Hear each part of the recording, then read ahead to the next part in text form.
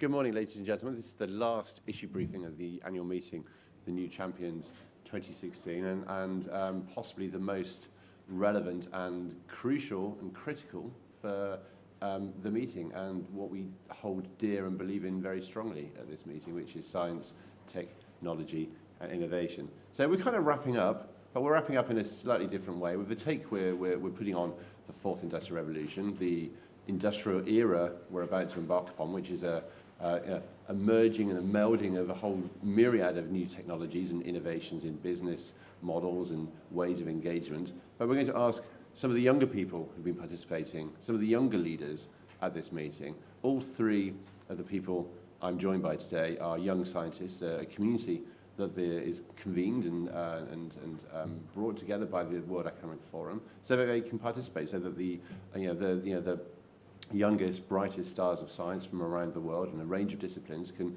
participate, can contribute thinking and meet with leaders of business and government and make sure that their voice is heard and that their thinking is heard, and hopefully, we can start the process of really putting together the kinds of change that we need if we're going to address the global, regional, industry challenges that we know we face. My name is Oliver Kahn.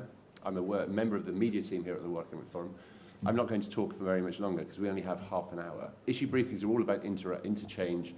We try to keep things as rapid as possible. We only have 30 minutes, so I encourage you all to put up your hand on the panel here and here in the audience. If you have a comment or a question, please do shout. We have microphones around the room. We encourage dissent and disagreement everywhere so we can get things, get the party started. Now, I'm going to just introduce briefly my three panelists here. On my immediate left is Gerardo Adesso, Associate Professor, University of Nottingham in the United Kingdom.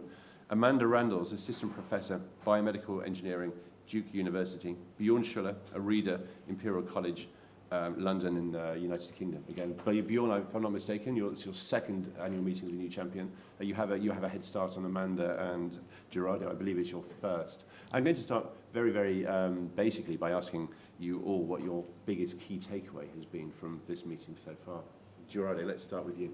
Thank you very much. Well, for me, this has been a very different event. I normally travel for scientific conferences, but this for me has been a very interesting experience of being exposed to completely different environments. So having the chance to interact with global leaders like politicians, the Chinese Premier, the Canadian Minister for Innovation, and as well as other young scientists in different disciplines, which are far away from mine, but still do stimulating science, and also tech pioneers, so entrepreneurs that maybe transition from academia into their own ventures.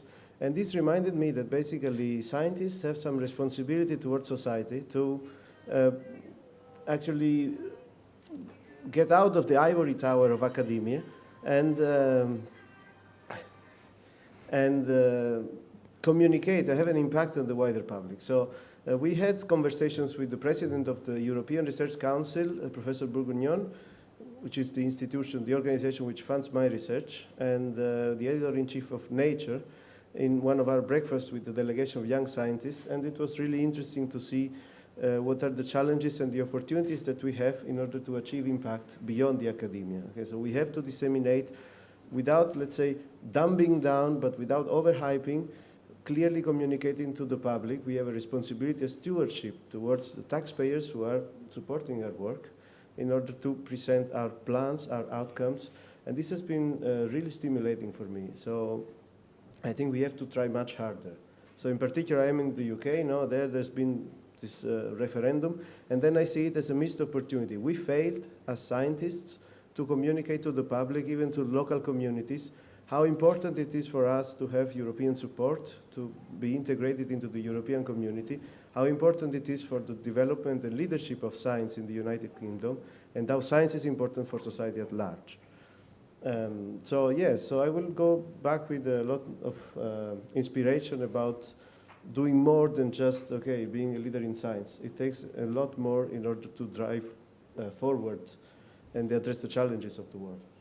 And of course, as young scientists, we expect you to be a leader and to work more closely with business and politics, but we also expect you to be brilliant continuously in your own field as well. So tell us a little bit more about where you're at in quantum computing, I believe is your discipline. In layman's terms, I'm not an expert, and where you're going, where you hope to go forward in terms of pushing boundaries in that science.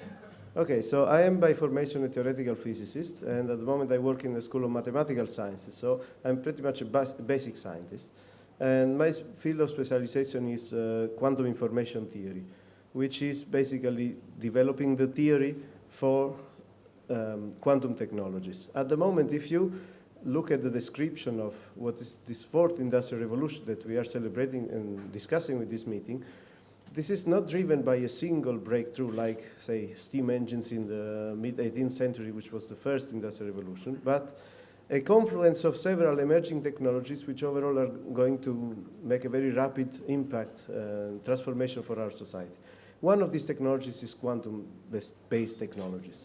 And so at the moment, already in the last couple of years, there have been huge investments, for instance, in the country where I live, the United Kingdom, for translation from fundamental science into technologies. And examples can be developing better sensors that can have applications in biomedical sector or navigation.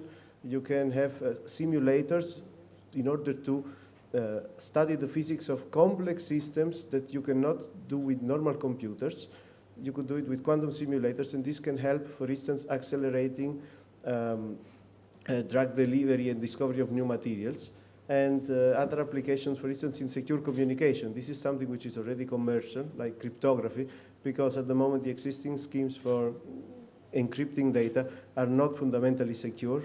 They can be beaten if you have enough computing power. And with quantum cryptography, you can develop a system which is protected by the laws of physics and is fundamentally secure. And this is something already commercial. For instance, in Switzerland, they use quantum cryptography to secure voting in the elections. They used it also during the World Cup in South Africa. So technologies are moving forward.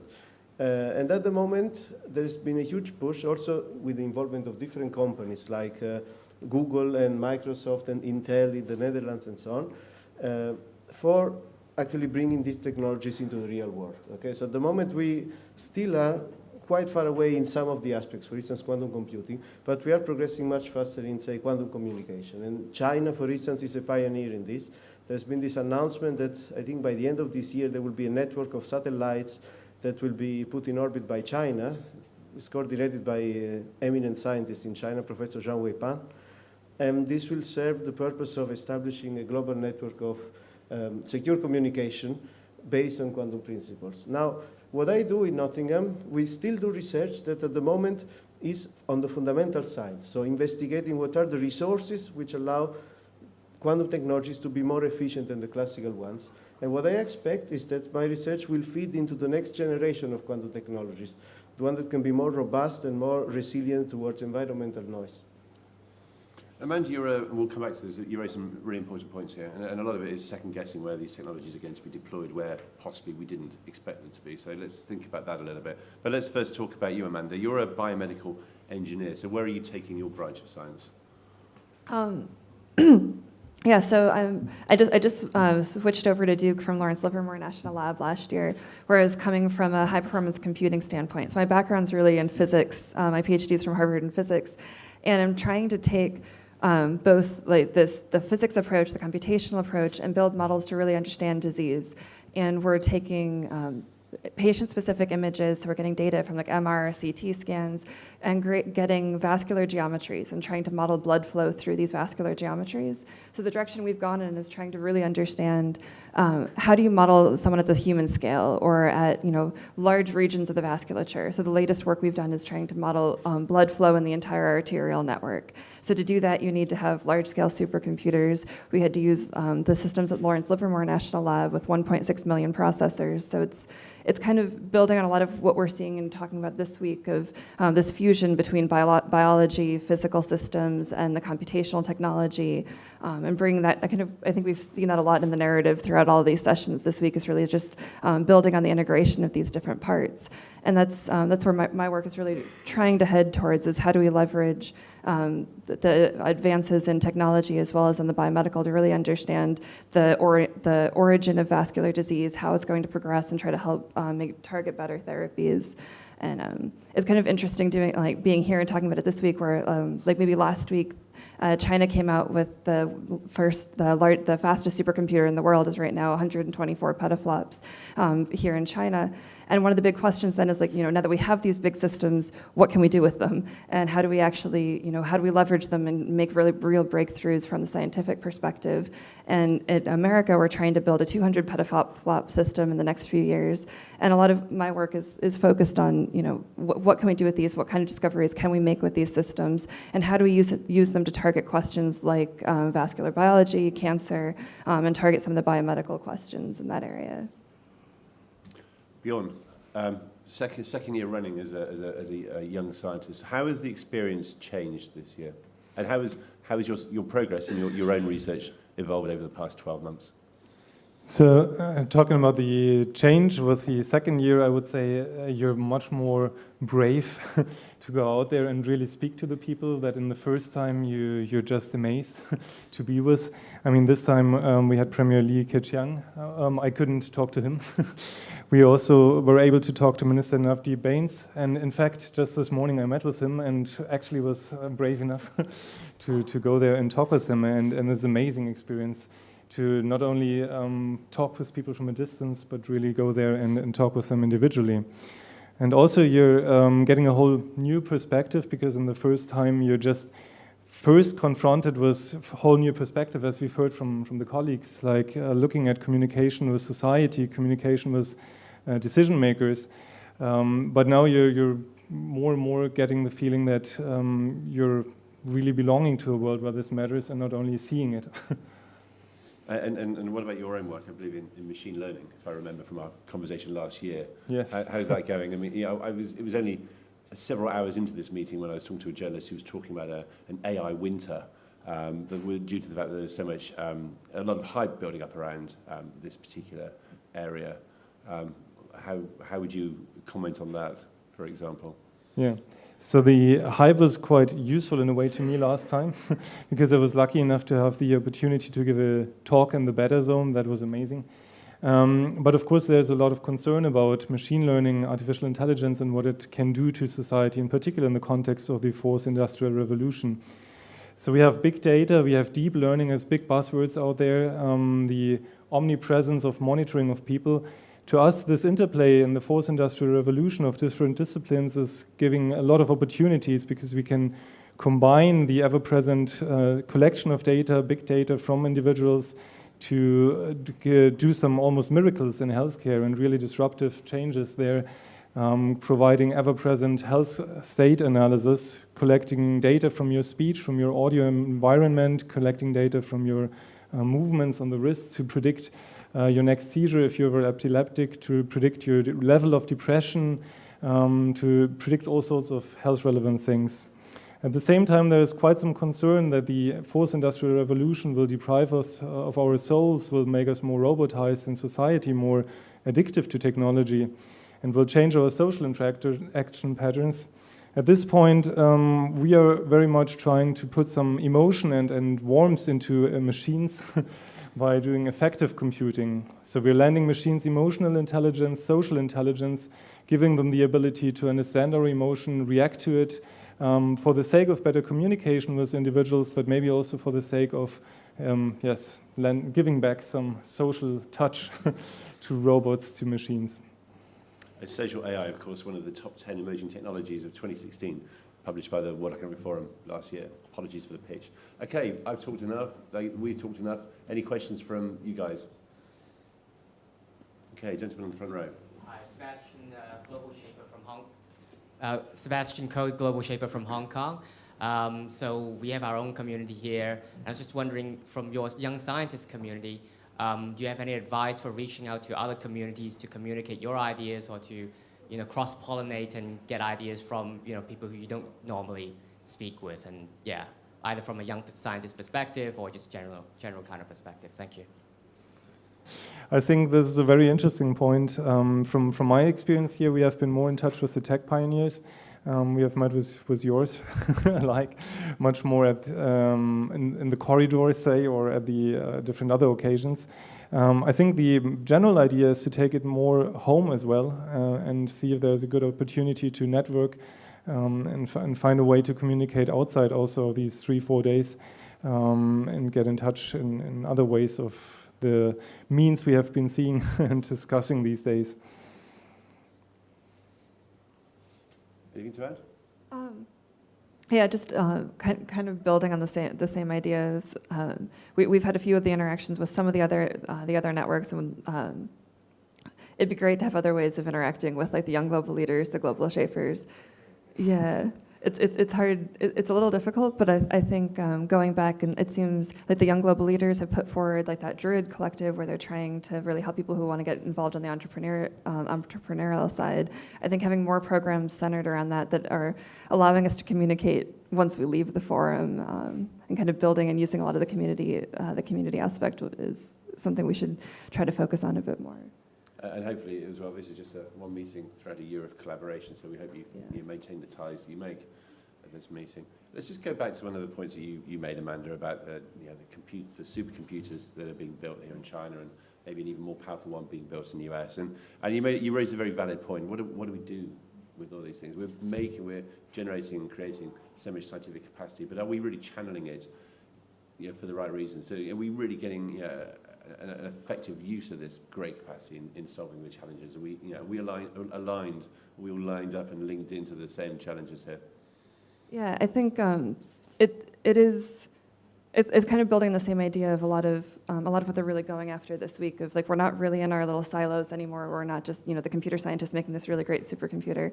It's the problems we're starting to run into is now that we're pushing the bounds of how you can actually program to it, and it takes trying to get the application scientists to be able to understand what the power is, how you can actually leverage it, and how to use it is a significant challenge aside from just trying to build the system itself. And I think that's where we're having a lot of international communities trying to really help learn from, how have we learned how to program the systems in the States versus the systems in other countries. And there has been a lot more interaction on that side, but the focus now is really on, how do we build these applications and what can we do with it? And we're making a lot of progress, but there's definitely a lot more that needs to be done. Like from our side, it's looking at hemodynamics and doing blood flow modeling has been a huge focus in the last few years throughout the supercomputing community. And we've learned a lot more on, how do we model the brain and how do we model like the heart disease and like focusing on different areas, but trying to kind of bring what we're learning from the way we're scaling out is very similar to how people are modeling the weather and modeling like other application areas, that unless you have platforms kind of similar to this where you're talking to people from completely different fields and learning how they're using these systems, it's difficult to bring that back together. And I think a lot of focus, especially from the policy side, has been like, trying to create, how do we fund these supercomputers, how do we get them? And the focus really needs to shift now on, okay, well, how do we use them and what can we do? And beyond, some of the applications in your field are more commercial than others. How are you reconciling that? So the applications that are most commercial at the moment is really centered around effective computing. As this is really a highly novel technology to, as I said, make machines more social again and emotional again. I think in machine learning, in the context of the fourth industrial revolution, there's also a huge promise in terms of interplay with complex systems engineering, because fourth industrial revolution in particular requires us to make very fast-paced decisions, to be extremely fast in very complex decisions. So I think that these kinds of combinations of complex systems modeling and machine learning will be very commercializable soon if we have more and more governance support, management support, driven from big data analysis in real time. Lady at the back, yeah. We'll take both questions. And then Thank you. I'm Jocelyn Ford with US Public Radio. I'd like to, there's been a lot of discussion this week about the fears of the speed of which technology is changing the world that we live in. And I'm wondering if you could all talk about what you think is the greatest misplaced fear, and also what you think is the greatest, your own concerns about the advances in your own field. What abuse, what negative use could that be put to? What is your fear about what is being developed in your the dark side of the fourth industrial revolution? I love it. That was my next question too. We'll take the next one and we'll answer them in turn. Hi everyone, I'm also the global shaper. from the Chengdu hubs. My question about, you are both from the university and the professor of the university. How will the education change in the fourth revolution? Okay. Okay, let's do Thank the you very dark much. side. The dark side first. Bjorn, your killer robots are right up your street. Yes. Let's start with you. That's a classic for us. Machine learning is always coming with the concern these days of robots and machines taking over, of course. This is a very misplaced fear in my eyes, because we're very far, if it ever happens, from machines that have this level of consciousness and self-organization that they will want to take over and are in a position to do this. So we will certainly remain. But a much more realistic fear is, of course, the one of big data analysis and privacy threat. So we're having a lot of surveillance these days. We're collecting a lot of data. A lot of this data is given voluntarily to organizations collecting it without putting thought into it, what may be derived from this data. So in my eyes, that is probably the much more serious threat than the concern to have machines taking over soon. Amanda? Yeah, I You're think, doing things to the human body. yeah. What can go wrong there, huh?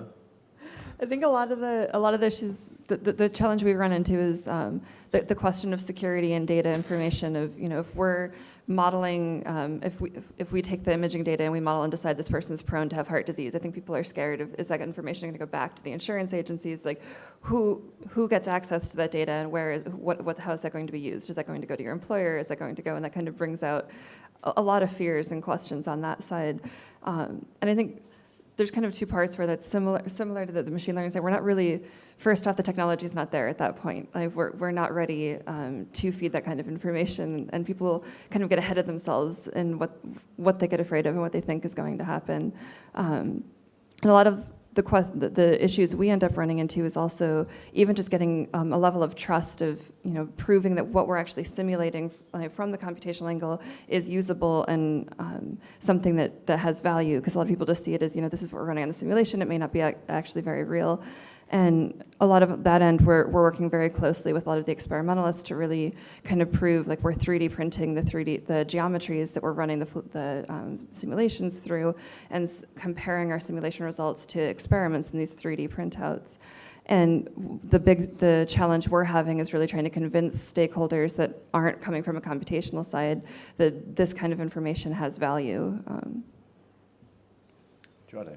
Okay, so let's just remind, historically, in the 1920s, with the development of quantum mechanics, people just got a more precise understanding of the atoms, and then eventually all the founding fathers of quantum mechanics, almost all of them, got together into Manhattan Project, and then they did the atomic bomb. So there's always the danger that with some advances in physics, when we discover something fundamentally new about the world, this can be used for bad. Now, coming more concretely, in the case of the advent of quantum technologies, if you develop a quantum computer tomorrow that is able to factor large products of prime numbers, then all the communications as used today, encrypted by the RSA, become immediately insecure, because they rely on the fact that if you take two numbers and you multiply them, it's easy to get the result. But if you just get the result and you want to go back to the factors, that's hard. But it's hard, but with the quantum computer, it's not hard anymore, okay? So, but the thing is, quantum technologies are also advancing with solutions. So at the same time, they are bringing new solutions for security and encrypted communication that make all this other insecure communication not needed anymore. So I think in the fourth industrial revolution, one thing that worries me a lot is this huge boom of the Internet of Things. And I think all this Internet of Things is fundamentally insecure. There will be lots of devices connected, very easy to hack. So I think we have to develop solutions from first principles in order to ensure security. So for instance, one of the most recent developments in quantum information theory and quantum technologies is called device-independent approach to security. So you might buy some device, but maybe this can be hacked, or maybe there is some eavesdropper which is trying to still control your communication somehow. And then you have some enforced measures of security that are based on the existence of stronger correlations allowed by quantum physics, which allow you to be secure even without trusting your own devices. So sometimes, for instance, if you think about cloud computing, you can imagine that maybe your own receiver, your own apparatus is secure, maybe you built it or you test it, but then you don't trust the server. So you can have situations where you exploit partial or one-sided device independence in order to be able to accomplish computations or communications without having to know the specifics of the server, without trusting it, but we have still measures to identify threats and correct for them. This is something that comes only in quantum theory. The Internet of Insecure Things. What a chilling prospect. Let's get to the lady's question here about education. It's an interesting one because one of our co-chairs, Shirley-Ann Jackson from Rensselaer Polytechnic, speaks very eloquently and articulately on the need for placing universities and learning at the heart of the fourth industrial revolution. Are you seeing any changes in the way that education throughout the different grades and levels is adapting to meet the changing world we're in? Yeah, for sure. I mean, when I was a kid, I didn't have my first computer until I was maybe 10 or 11. That was exceptional. Well, now children, when they are already 2, 3 years old, they know much better than us how to use tablets and go on the internet, and they do these things in school. So I think we have the possibility of accessing a lot of information immediately, and being connected globally, this is helping. Okay, it has to be somehow still obey some rules, okay? So we don't have to replace the traditional methods of learning just by this immediate access to information. People have to develop the ability to discover, they have to develop the value of meeting in person, collaboration, discussion, but barriers come down. We become much closer. And this, I think, if used properly, it's a huge advantage.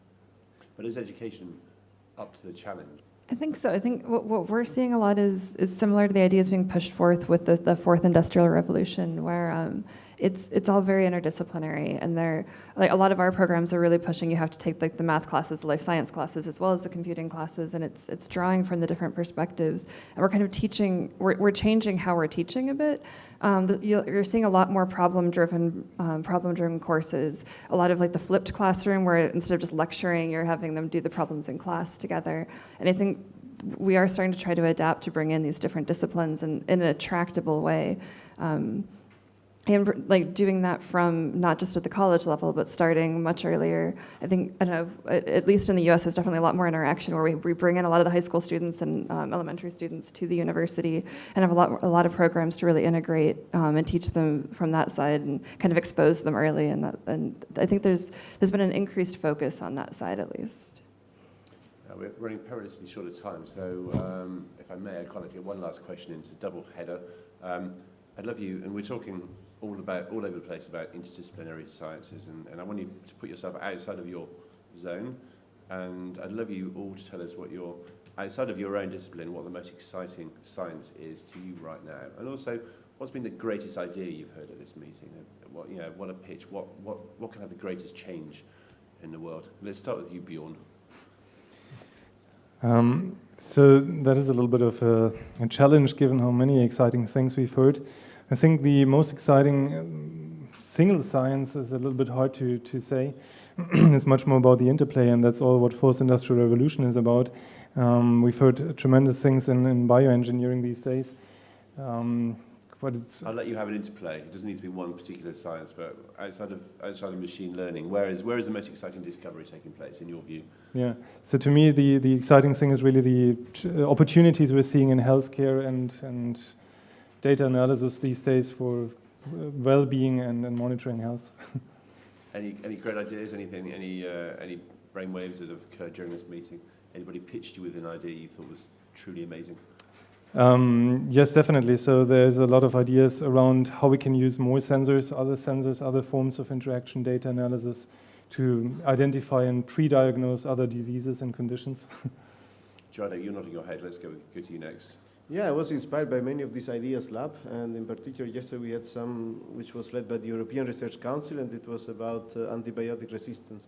I really liked one of the presentations where they were proposing methods to boost or turbocharge our immune system in order to better protect ourselves against these bacteria which are resistant to antibiotics at the moment. This was very interesting. And another one I heard was about navigating the brain in order to identify only the cancer cells and then act on them without damaging the healthy ones. And then they are developing, this is at the Imperial College as well, they're developing some technology which is like the equivalent of a sat-nav in order to navigate at the cellular level. And this is something which inspires me. I think we can even improve the resolution if we can integrate this with some quantum technology, quantum sensing, but it's very premature at the moment.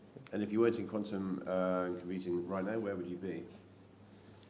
Well, in quantum computing, we didn't hear much here, but I think the quantum metrology is one of the perspectives that is stimulating the most for me. In particular, there are some challenges which are created by the development of other technologies, like, for instance, additive manufacturing, 3D printing. Now everything, very complex structures can be built.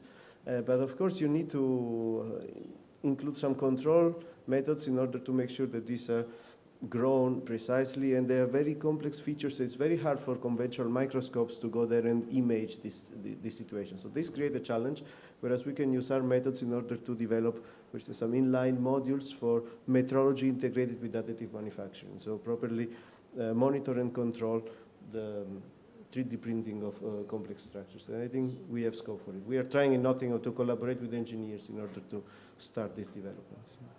Amanda? Yeah, so and there were a lot of really exciting topics this week. You're not allowed to say that. You've got to get down to one. I really liked the attosecond imaging techniques. Personally, I thought the gravitational waves discussion was fantastic. It's one of the biggest discoveries this year, and getting to hear from the researchers that actually did that work was pretty exciting from my end. Being able to actually have experiments to validate predictions we've seen, for however 80 years or so. That I think that's a really powerful, really exciting opportunity.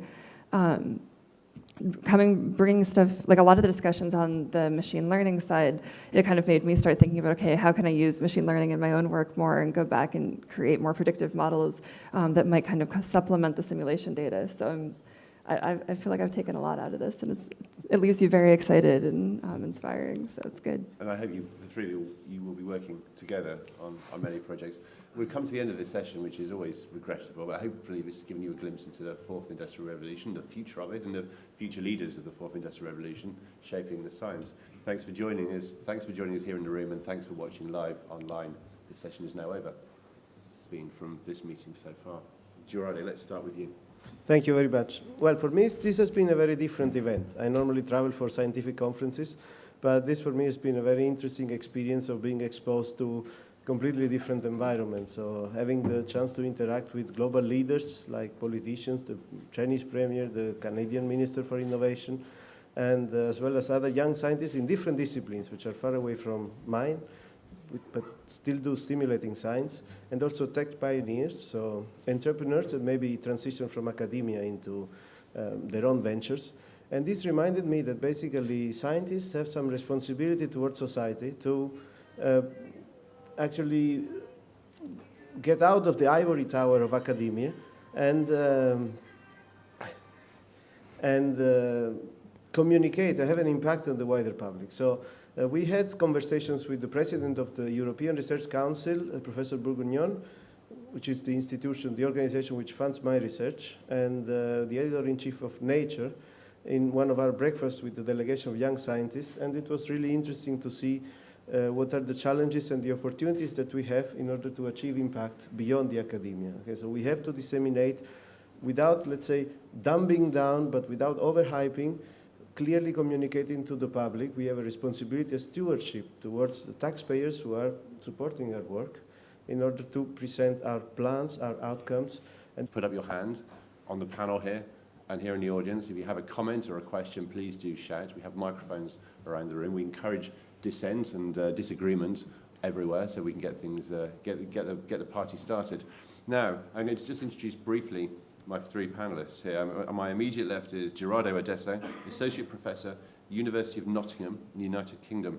Amanda Randalls, Assistant Professor, Biomedical Engineering, Duke University. Bjorn Schuller, a reader, Imperial College, London in the United Kingdom. Again, Bjorn, if I'm not mistaken, it's your second annual meeting with the new champion. You have a head start on Amanda, and Gerardo, I believe, is your first. I'm going to start very, very basically by asking you all what your biggest key takeaway is by today. Our young scientists, a community that is convened and brought together by the World Economic Forum, so that they can participate, so that the youngest, brightest stars of science from around the world in a range of disciplines can participate, can contribute thinking and meet with leaders of business and government and make sure that their voice is heard and that their thinking is heard, and hopefully, you know, we can start the process of really putting together the kinds of change that we need if we're going to address the global, regional, industry challenges that we know we face. My name is Oliver Kahn. I'm a member of the media team here at the World Economic Forum. I'm not going to talk for very much longer because we only have half an hour. Issue briefings are all about interchange. We try to keep things as rapid as possible. We only have 30 minutes, so I encourage you all. Good morning, ladies and gentlemen. This is the last issue briefing of the annual meeting of the New Champions 2016, and possibly the most relevant and crucial and critical for the meeting and what we hold dear and believe in very strongly at this meeting, which is science, technology, and innovation. So we're kind of wrapping up, but we're wrapping up in a slightly different way. With the take we're putting on the fourth industrial revolution, the industrial era we're about to embark upon, which is a merging and a melding of a whole myriad of new technologies and innovations in business models and ways of engagement. But we're going to ask some of the younger people who've been participating, some of the younger leaders at this meeting. All three of the people I'm joined